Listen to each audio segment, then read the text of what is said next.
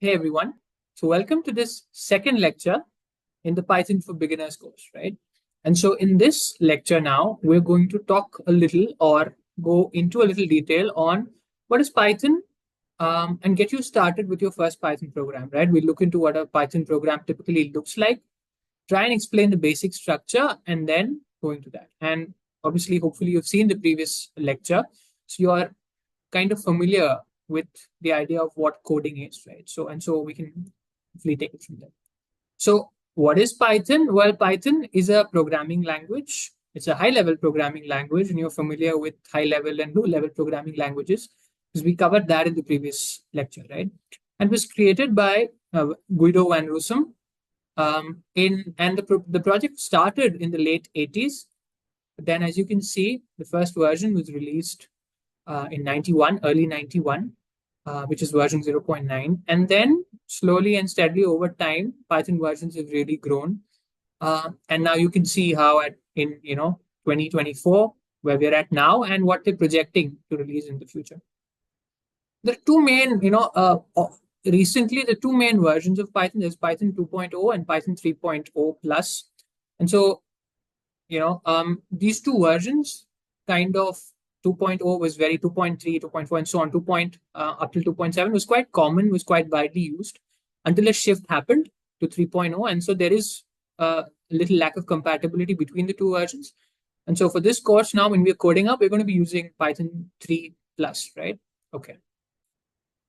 And so as we can see, and we've seen this plot in the previous lecture as well, Python is one of the most widely used programming languages.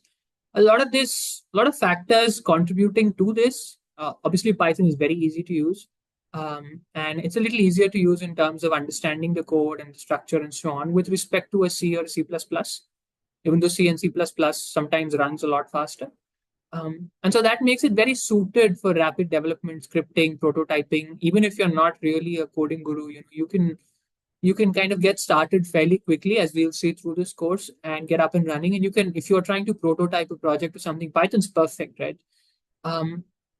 And another reason for that is it supports object-oriented programming, which is a programming paradigm which we'll go into where you use classes, right? Let's not go into detail here. We will have a lecture on that, right? And a lot of extensive libraries, particularly in the data science and AI community, right? And so that kind of really helps. Also, the fact that it's free and it's got a great supportive community is something that really helps Python. So we've covered compiled versus interpreted in the previous lecture, but basically Python is an interpreted language, right? And so what you do if you're creating Python code is you'd write your code in a .py file, right? And then once you create the .py file, so for example, you want to add two numbers, you create a simple file called sum.py. You'd say A is 5, B is 3, and the sum is A plus B. And you'd say print sum, so it would display the sum, which is 8, onto the screen. Once you write this code, and then you ask Python to run it, what it will first do is it'll create intermediate bytecode, right? Which is low level and is a .pyc file. And then once it does that, then what Python will do is, because it's interpreted, the interpreter will go in and read it line by line. So it'll execute the first line, convert it into machine code and execute it. Then it'll execute the second line and so on. So when you run a Python file, you'll see that if you have an error, in the third line, the first and second line will run. And then the third line, it'll come back to you and say, actually, there's an error. And so that's the idea of being an interpreted language. And Python is. Now, what's made Python very, very popular is the fact that data science is a field that's growing quite quickly. And Python has a lot of great libraries, very well maintained and very easy to use. That makes it possible. So Pandas is one of them. It's really nice if you want to load a data set, and play around with data, which, it really helps with. And if you've kind of taken the deep learning course, that we have up and running at this point, you will have started seeing how Pandas is used. NumPy, another very, very widely used library, and makes playing around with arrays and matrices and speeding up computation exceptionally easy. Same with scipy, again, a lot of really great functionality when it comes to data science. And then when you want to visualize your results, Matplotlib is the library you use, right? And so again, you see for data science, it's got some really nice libraries. And then with the whole AI boom happening, well, it's got some really good libraries for that as well. You have scikit-learn, which is great for machine learning, but a number of great machine learning libraries that makes it possible for you to run algorithms without having to code them up from scratch. Um, and then, of course, there's TensorFlow and PyTorch, which are the two giant, machine learning slash deep learning, libraries, and it makes it exceptionally easy for you to create complex neural networks, and then run them. And then, of course, something that's gaining a lot of popularity nowadays is Hugging Face, which you're looking into natural language processing. You're trying to build large language models and so on. Then Hugging Face is a library that's very, very powerful and making life very easy. In fact, it's more than a library; it's an ecosystem, right? So we've seen how Python has a lot of existing infrastructure basically that supports making machine learning and deep learning problems easy. It makes data science easy. There are libraries for other fields as well, but given Pixagon at this point is focused on deep learning and machine learning, we've kind of just highlighted those libraries. Okay, so now let's kind of explore the structure of a simple Python program. Now, the idea here is not for you to know how to code this up. By the end of the course, this will look easy to you. But the idea is just to see a simple Python program. So we have a few students, right? In this case, we have 10. Each student has a mark associated. What we want to do is just try and get the average marks of the class. And if the student is above the average or equal to the average, give him an A grade. If he's below, give him a B grade. Right? And so this is what a typical simple Python program could look like.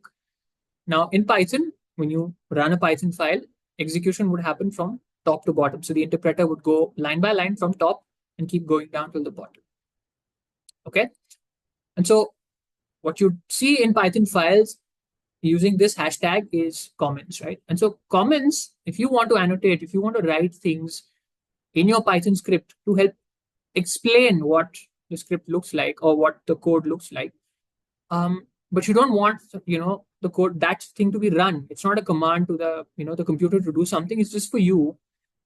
Then comments are what you use, right? Whether it's C or C++ or any other language also, there's a way to set up comments. And in Python, it's with the hashtag. So you put a hashtag before the statement and it will run, and it will not run rather. Okay. The next thing you see at the beginning of the file, and we recommend you, so comments will show up everywhere, right? But what you see in the beginning of the file is import math, right? So you're importing a package or a module from some other file, or in this case, it's just installed with Python. So you're importing that package and you want to use that somewhere in this code. So if you're importing a function that you have written, which is in another file, if you're importing a module that you have created, or you're importing existing libraries, modules from them, then you'd use import. And so that would, ideally, you kind of have your imports up and front so Python can go through it early on. Right? Come to the next line, and what do we see? We see a function. It says def compute average, which means it's a function, and we've called it compute average because we wanted to compute the average marks.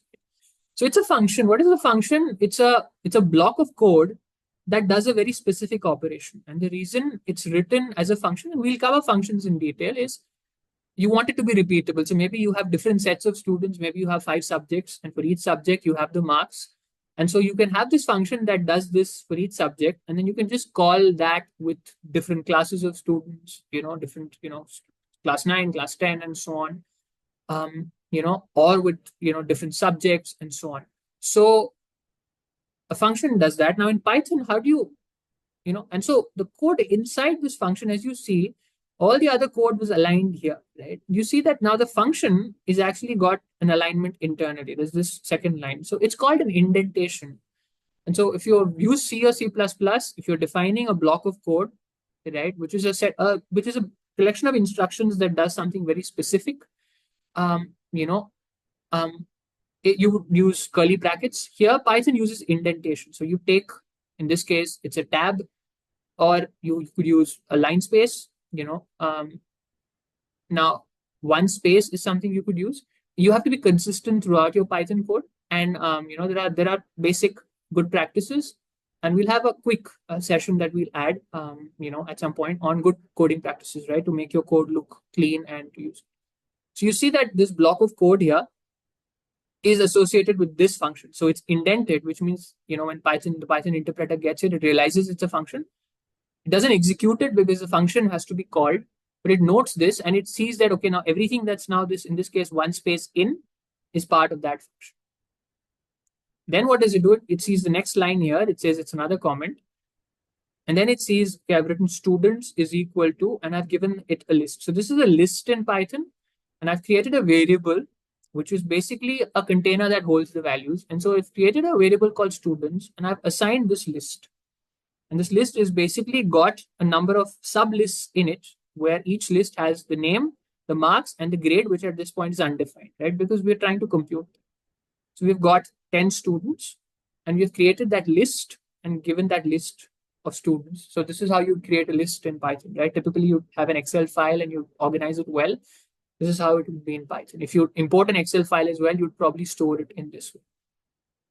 So this is an example of a statement where you've taken a variable and assigned some set of values to it. And that would be a statement which is an instruction to Python to kind of create these values and store it.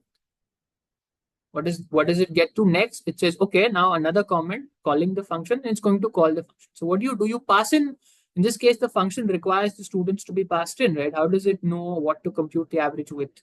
So what do you do? Well, you call the function. This is how a function is called. Again, don't worry about function calls. We'll get to it, right? But you've sent in the students here. And then what we have done is the function is going to give us some values out. So we have written that there. We'll get to that. So when the function call is encountered, Python has already noted that there was this function. So it knows this function is here. So it's going to go back, right? The interpreter is going to go here now and start executing this code, right? And it's going to take the students. Students is come in and it's going to execute them. So we're back to the function, right? Because it's just been called here. And so as we can see, I'm just zooming in on the function. The function, typical functions, you start in Python with def, which indicates it's a function. There's a name to the function. And in brackets, you're passing what are called the arguments, right? Which is what is passed into the, and Python functions, then you have the colon, which indicates that that's the, the first line of the definition.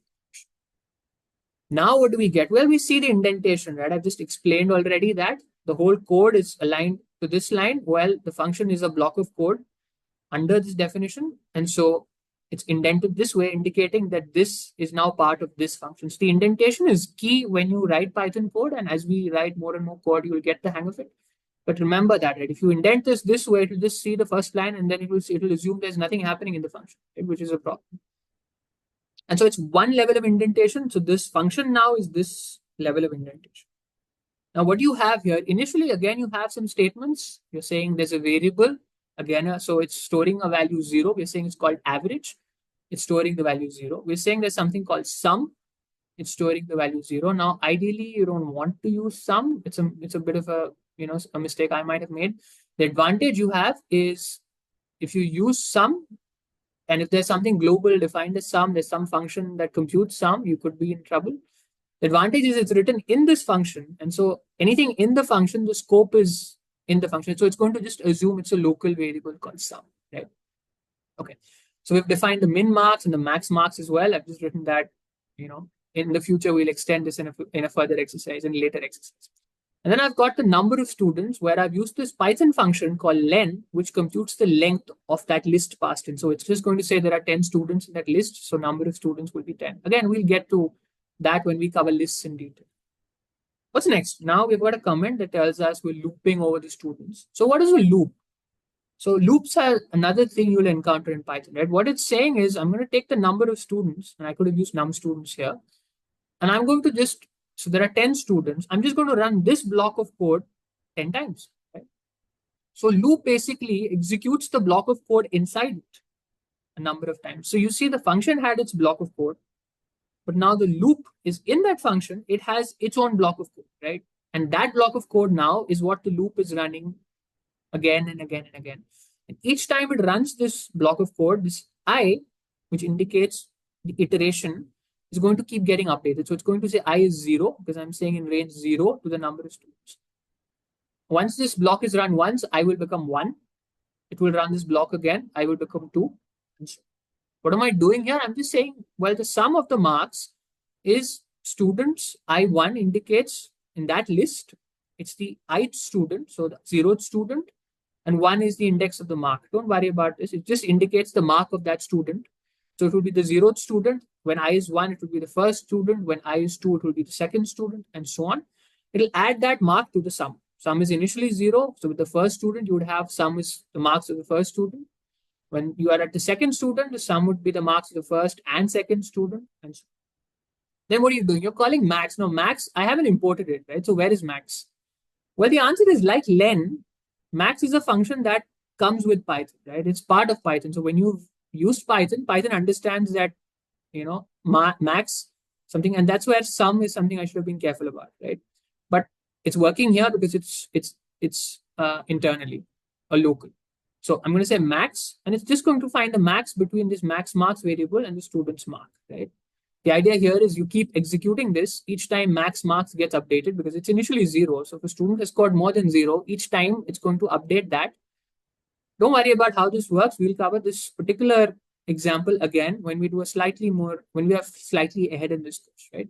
But you keep looping through this till you get through all the students. And at the end of this, you will get the sum of all the marks, get the max and the min. Each of these are statements, right? That do one very specific task. And so ideally in Python, as you can see, each statement you're writing in a separate line. Now, if you add a semicolon here, you could add this statement right? But ideally, write each statement in a separate line. And so at the end of that, we've got another statement. We're saying, well, average is sum by the number of students, right? And so you've computed the sum, which is total marks of the students. I'm just dividing that by the number of students, and that gives me the average marks. Okay. So now that I've got the average, what am I doing next?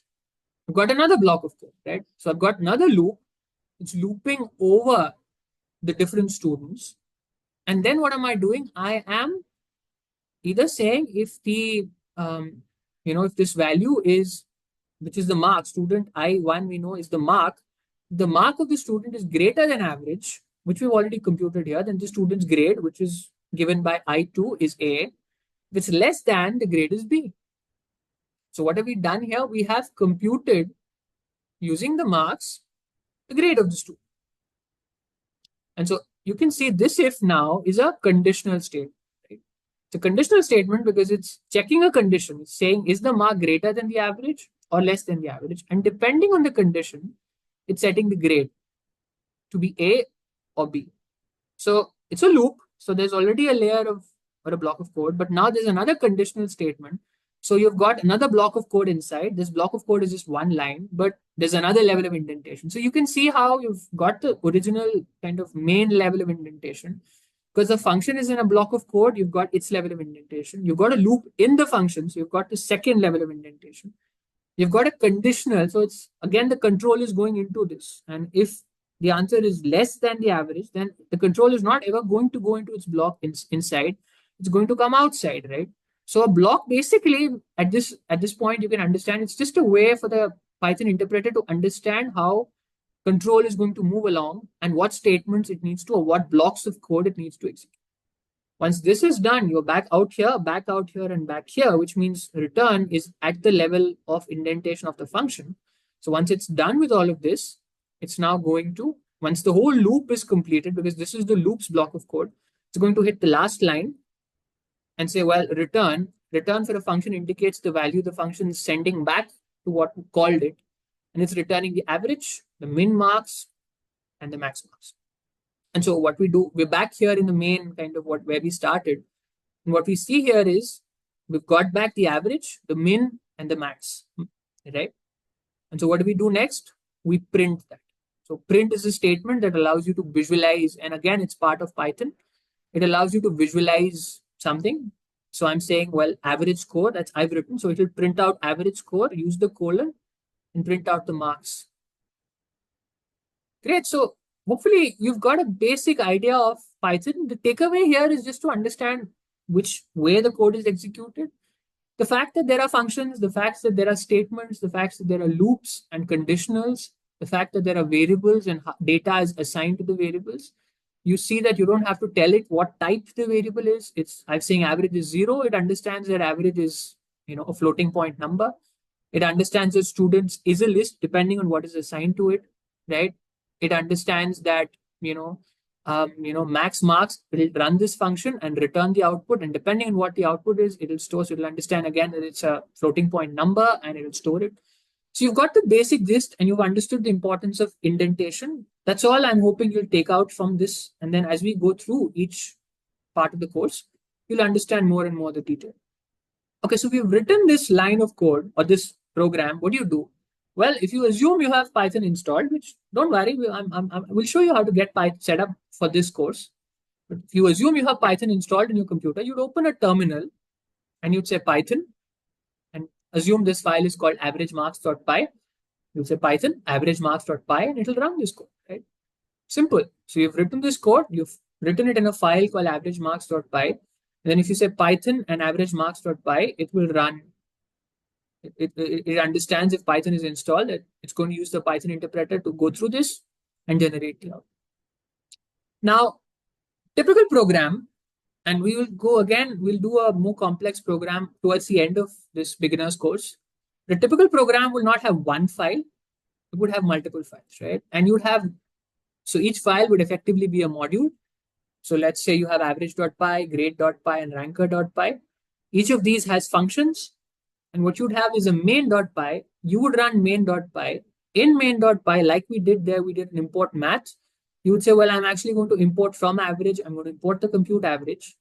And then I'm going to take the marks and send it to this, right? So you'd have multiple files. And when we get to a later part of this course, we'll understand how, if you have multiple files, how you organize and import from them, right? It's a good way to keep code clean. At this point, just understand that typically you would have multiple files, but for a lot of what we're doing with this course, one file will suffice. Okay, so now how do you install Python, right? So the typical thing you can do is go to python.org, and python.org is, well, the Python website. There's a lot of instructions on how you download the code and how you get set up, right? Now, while this is okay, the thing is, if you set up Python using python.py, python.org and what's written here, you would be installing it into your system. You could have errors depending on what you're doing as you install different modules or different libraries that exist, which is the whole idea of using Python, right? There's a lot of libraries and modules that make life very easy for you. There are compatibility issues that come. And so what we'd recommend for this course is using Anaconda, which is a Python ecosystem that makes setting up Python, irrespective of whether you use a Windows machine, a Mac machine, a Linux machine, very easy. And then a lot of the coding we'll do is using Jupyter Notebooks, which if you've set up Anaconda, it's very easy to use.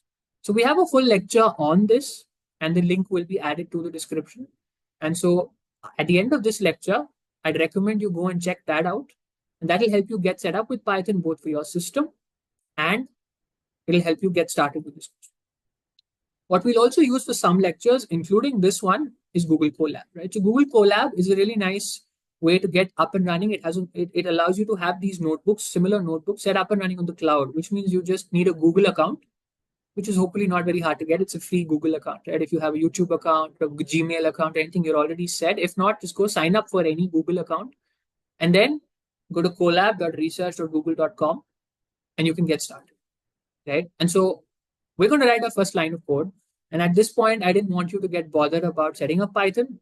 Like I said, we've added the link to getting started set up with Anaconda and Jupyter Notebooks. So check that video out, and that'll help you get up and running for the next. So I'm treating that as a add-on kind of lecture. And for the next lecture, what you can do then is when we start kind of getting started with different pieces of Python code, you can you'd already be set up. We'd be using Jupyter Notebooks for a lot of the early lectures, right? Okay, so let's get to the coding side of this first lecture. Now, what you do is, like I said, you go to colab.research.google.com. You'd have had to log in to your Google account. And then once you've done that, you'd end up at this point, right? And so it's welcome to Google Colab, which is the page that will open up. And then it has, a lot of interesting description. Right now, it's all about Gemini and how you connect to Gemini, which is their language model. Um, but we're just trying to do Python, right? So let's not get into all of that. Go to File, hit New Notebook in Drive, and it'll open a notebook and it'll store the code in your Google Drive account. So I've already created a couple for me. You can go hit New Notebook, and the first one is where we're going to write a first line of code. It's called hello world.ipynb. Now, ipynb stands for an interactive Python notebook, which is also when you use Jupyter notebooks, this would be the extension to the file, right? So you wouldn't use .py, which is what would be a typical Python file. You'd use .ipynb, right? Okay. So the typical program that you write in any language when you get started with Python is you just say print hello world. So what the print is a statement in Python, and then the brackets indicate what you're passing to it. And when you say in quotes hello world, this is a string and it's going to execute. So click the the play button. And as you can see, Google Colab for me is taking a fraction of a second longer than if it was running on your local machine. But we see that you're going to get the output, hopefully, that says hello world. Right? Okay, perfect. So what am I going to do? I'm going to add another line. So I'm going to say plus code. So it adds another line here. I'm going to say okay. And I want to say, okay, what is 2 plus 4? Now, typically in Python, you wouldn't just be able to say, you could, well, if you've got a script, don't do this. So what we're going to say is we're going to say A is 2 plus 4. And then we're going to say print A. Just adding two numbers. And so 2 plus 4 is 6. Perfect, right? So we've written hello world and we've added two numbers. Let's not get beyond ourselves. This is the first lecture. We have a lot of coding to do. But what I am going to do is I'm going to open up the code that we'd written, right? And what we're going to do is, and for whatever reason it says saving failed, but this is exactly what we saw, right? This was the Python structure.ipynb to compute the average. So let's just run that and see what the average marks for these students is, right? So you've got these 10 students. I've gone ahead and made sure I get kind of average marks just below the average, I guess. And so it runs, and we've seen how this code was run. It says average score is 82.6. So I will post this code as well. And you can go ahead and just mess around with this on Google Colab. And then as we go ahead and keep learning more and more, hopefully you can come back to this piece of code and see if you understand it more, right? So that was the first kind of getting started with Python coding lecture. This is the second lecture in the course, but you started writing some code. You started seeing the basic structure of code. In the next one, we'll now start getting into more detail on the basic ideas and variables and so on. Right? So see you in the next one. Hope you enjoyed this session.